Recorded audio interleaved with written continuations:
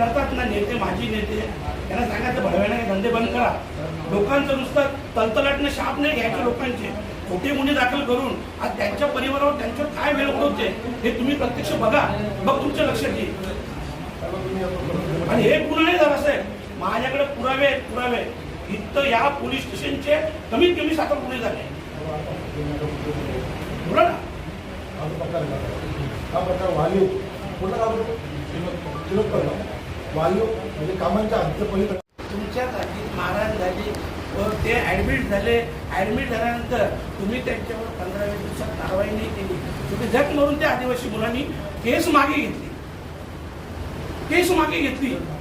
म्हणजे तुमचं म्हणणं काय नक्की करायचं काय लोकांनी इथे येऊ आणि तुम्ही तुमचं काम करा. मी स्पष्ट सांगतो अजिबात आम्ही इंटरफेअर नाही करणार.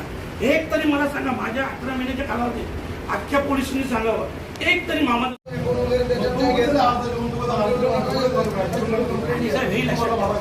जर तो खोटं बोलला ना वेपन काढलंय त्याला बदलून काढा. मी याच्यात ऐका मी माफ नाही करत. माझं स्पष्ट